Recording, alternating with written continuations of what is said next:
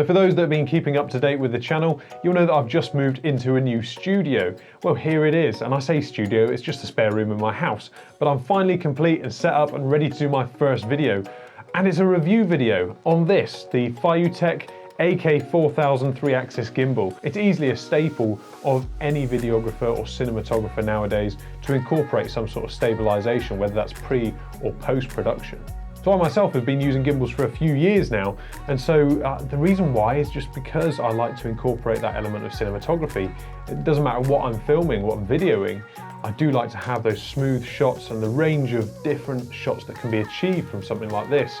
It makes it extremely versatile. There's a vast market of gimbals available on the market nowadays, ranging from your Zhiyan Cranes through your DJI Ronins, and then this is just another one, the FeiyuTech AK4000.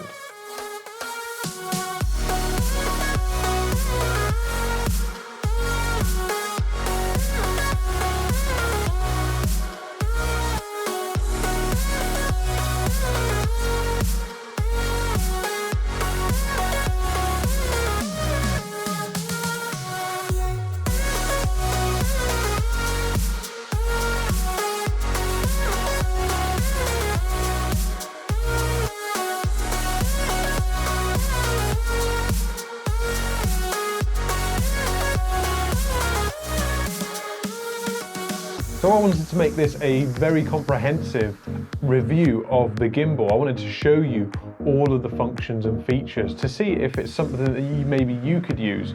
Now I've slapped on my Canon 70D. Why? Because it's the heaviest camera that I own, especially with the lens that I've got fitted here. This gimbal boasts a 4 kilo maximum capacity for the payload. So I wanted to test it out. I wanted to give it as much weight as I could to see how it would handle it. So using this camera is also going to test my skills as a videographer as I make this video, use the B-roll straight from the camera, because I'm going to record in 23976 FPS and I'm not going to apply any form of stabilization whatsoever, not even in post-production. So you can see exactly how it comes out of the camera just using the gimbal by itself. Now whilst I might add some color grading or some graphics to the footage, it's going to be just played at 100% speed with no warp stabilization whatsoever. So if you do enjoy this video and find it useful, then give it a thumbs up and consider subscribing to the channel. I have to raise my head when I say it, subscribing, because I can't quite get it out right. Subscribing to the channel to see more reviews, tech, gaming. We've got lots of things coming up in the very near future. You can also leave me a comment below if you think you have or haven't answered a question that you might have or covered a certain topic, then by all means find me a question below and I'll see if I can get you the answer.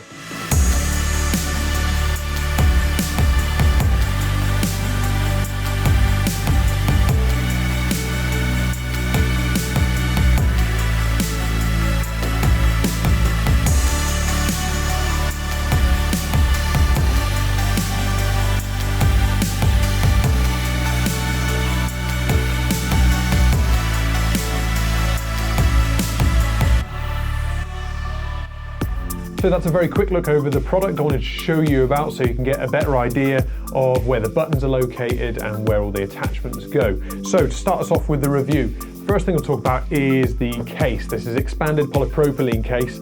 It's pretty common amongst devices like this. Nice and lightweight, really slimline design. One important thing to note is that if you are going to use the case, then you have to disassemble completely the gimbal first, which means that you lose all of that work you put into balancing the thing in the first place. So it's a point to note. If you're going to use it, I wouldn't really use it during daily use. I find just carrying it around is more comfortable than having to spend time rebalancing it every single time. So next thing to talk about is of course battery power, because you want to know how long it's going to last. Well, I've fully charged mine and I've used it for around about 7 hours continually now, and it still shows fully charged. Now, as per the manufacturer's specifications, it will last up to 12 hours, but I found that at 7 hours and it's still going strong. No complaints there about battery life. So the gimbal's powered by these 4 cells. They look a lot similar to AA batteries, but they're a lot bigger. And they just fit into the handle, the bottom of the handle, there's a little door and a screw off cap, which keeps them in place. It does take all 4 simultaneously, and so you only get 1 set included with the gimbal, but I'd imagine you could probably pick these up directly from the manufacturer or a third party if you needed extra power over the quoted 12 hours. All 4 of those cells are charged simultaneously in the supplied charging dock. That is micro USB to full-size USB male. So you don't get a plug included, so you do need to supply your own plug. With a huge 4 kilogram capacity, it means that it will take the majority of DSLRs, even with a long lens on, and certainly it will take the mirrorless cameras like the GH5S or the A7 range, no problem whatsoever. So if you've never used a gimbal before, then here's a very quick introduction. A gimbal is designed to stabilize the roll, tilt and pan axis of the camera. It takes out a lot of shake from just simply hand holding. Many gimbals have some autonomous features where you can set, for example, a start and end point where it will autonomously cycle between the two. A gimbal will enable you to get shots that you couldn't traditionally get just from hand holding or using devices such as drones. So on to balancing, and I'm sure if you've used a gimbal before, then you'll be really frustrated at just how long it takes to balance a gimbal. It is a fine art. Lucky for me, the AK4000 Gimbal is quite forgiving when it comes to balancing. Now, I'm by no means an expert when it comes to balancing gimbals, and certainly I've had problems in the past with doing it, but luckily there is a very comprehensive video tutorial which is built into the app itself. I generally think out of all the gimbals that I've tried, this probably is the easiest one I've ever had to balance. So let's have a look at some of the functions and features of the gimbal. So here I have it here. So starting off then, at the bottom of the gimbal, there is this 3-leg tripod. Each leg has its own thread mount. I can't understand what it's for. Maybe if you want to mount a shotgun mic or maybe a monitor underneath, then there's an option there. Actually, there's 3 options there. But what I would certainly say about the tripod is it is so useful when you're carrying this thing around for several hours at a time. You need to have that ability to put it down and just take 5 minutes to shake off. So I'm really happy that's included. Now that mounts to the gimbal handle via a 1/4 inch threaded screw, or if you do want to use it, I've got it here somewhere, you get included an extension rod, a carbon fibre extension rod, which gives you so much more space between the handle and the feet. Great for low port carry positions if you're trying to get those low trailing shots, because it makes the stance a lot more comfortable. You're not sort of crippling over with your back. So that is a really nice, and it's really lightweight as well, so it doesn't add much more weight to the gimbal itself. That thing is a godsend. Next up then, onto the handle itself, we're starting off with a command wheel. I'll talk more about that in a second. On the front then we have a touch screen which has all your functions, your commands, which I'll go through in a little bit. You've also got the hard buttons just either side of the joystick in the middle, and the joystick controls the rotation, the pan, tilt and roll axis. Further around to the right hand side you have a USB port and also the lock button. So if you don't want to have any commands put into the functions, you just want to lock everything as it is, click that and then it just surrounds the screen in a red band, and also the lock symbol appears. On the rear then we have a function trigger, which is used to reset back to the central position. So if you do tend to get lost, then you can just double click that and that puts it back to center point. So up to the 3 motors next, 1, 2, 3. And what I will say, before I go on to balancing a little bit later, is that the adjustments are really quite simple, really smooth. You don't have to force them through when you're adjusting it. And certainly what I found with some other gimbals is that when you balance it and then try and tighten up the adjustments, it then seems to unbalance itself, which is quite strange. But I don't have this problem with this gimbal. It was really easy to balance. Moving on to the front then, we have the mounting plate, which I'm really happy is compatible with my Manfrotto liquid ball head professional. I don't know what it is, but it's compatible with it. I can't use the Manfrotto one on the gimbal, but I can use the gimbal one on both. So that is really helpful. It means I can transition quickly between the gimbal, using the camera on the gimbal and on my tripod in an instant. The only thing I do have to remove is the lens support mount here, but that's only because the Manfrotto tripod loads from the rear, so this gets in the way. Now whilst we're talking about the lens support, just see it on the front there, so that just holds, it doesn't really hold onto the lens, I assume it just takes the weight off of the mounting point on the camera, and so it allows you to adjust focus, of course manually, unless you want to go for the autofocus system, which is sold separately. But this one it's very smooth. The wheels, it doesn't sort of grind away, it doesn't interfere with it whatsoever, nice and smooth. So for plugging in the shutter release cable then, the port is just on the back here, just underneath the camera. So it does have to come right round for certain cameras, just to the left hand side, but it's not a problem. The cables are long enough, and they're also that sort of flexy design as well.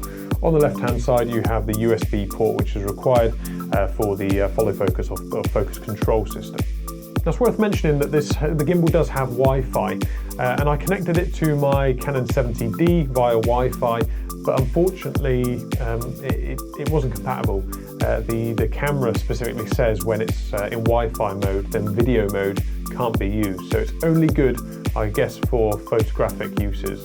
You will have noticed that there is a focus hand wheel just on the left-hand side. However, there is no focus mechanism included with the package unless you pay for the additional attachment.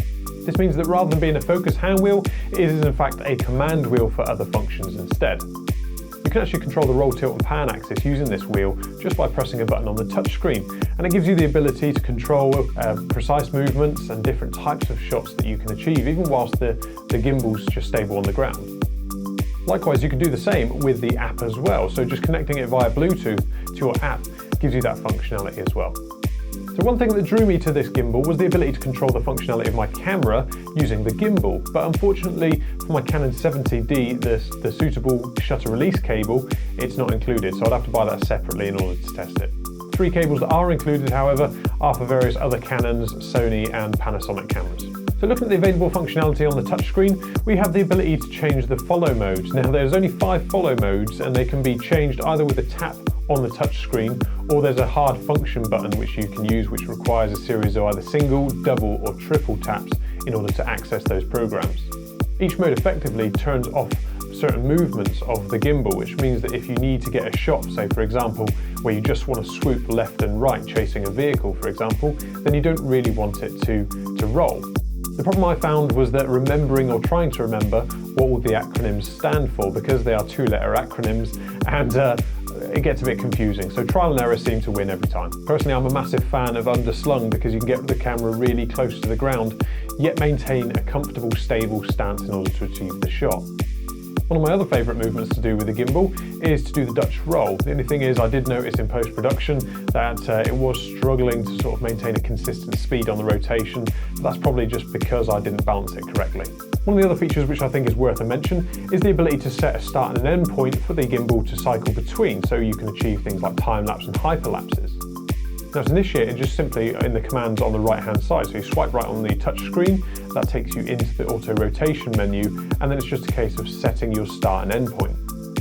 The thing I found quite odd was the requirement to set it by hand, as in you have to physically move the motors into their start and end position. Maybe in a future firmware version they'll take that to the joystick or to the app, but at the moment it's a case of physically having to move the gimbal yourself. But it certainly does achieve a nice hyperlapse if you've got something interesting. Unfortunately, I just tested it out in my back garden and it's not the most interesting video in the world, but it just goes to show how it moves and what sort of view you can get.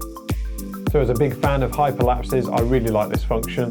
Adding that movement to just a standard time lapse makes things a hell of a lot more professional looking.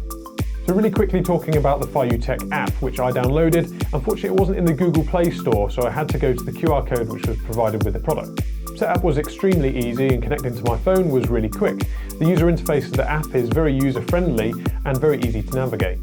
Once you're connected to the gimbal, every single time you just start up the app, it auto reconnects, which means that I can use it straight away. There's no dilly-dallying around, waiting for things to connect together. The app also contains a number of tutorial videos, the user manual, and also a frequently asked questions section. So it's great if you forget any of the functions or how to use them, then you can always just refer to that quickly. So overall then, how have I found the gimbal? Well, I've really enjoyed using it over these past few days and I'm stunned by the battery life. It just lasts forever, it seems to go forever, and I've managed to achieve some really nice shots. And like I said at the start of the video, I thought this video was really going to test my videography skills without having to use things like slow motion or warp stabilization. And to be honest, it wasn't as difficult as I thought it would be. Now I'll leave the judgment up to you on how you found the videos, but I certainly enjoyed it and it didn't seem to cause me too many problems. It feels really well made and really comfortable to hold, even for long durations, but then they add the tripod to the bottom, which means if you do get a struggle on with your arms, like me and my little skinny arms, then you can just stick it on the floor for a few minutes. Now, being completely honest, the gimbal did occasionally struggle with my Canon 70D. Like I said, I wanted to put it through its paces, give it some real weight to see how it handled it. Now, the occasional time the gimbal got stuck and it would maybe just vibrate. But again, that could just be my balancing. I have tried several times and I still find just occasionally it has a little bit of a wobble. Now when it does that, it's just a simple case of restarting the gimbal and going again. But I didn't have time to rebalance it because I was just trying to get out and shoot quickly. Maybe lesson learned that I need to spend a bit more time on the balancing and a little less time actually shooting. I do really love the carbon extension rod between the tripod and the main handle. It gives that extra length when you're using it either on the ground, so it gives that extra height, or even when you're just in a low position, then it makes the whole process a lot more stable because your points of contact are further apart. It's a lot more comfortable to stand and to do the ninja walk as well. So we've come to the end of the video there. I hope you've enjoyed it. I hope you found it useful. And as I mentioned at the start, if you do have any questions, then feel free to post them in the comments below and I'll see if I can't answer them for you. Also, don't forget to hit that thumbs up button and also consider subscribing to the channel to see more videos coming up in the very near future. Thanks very much for watching and I'll see you next time.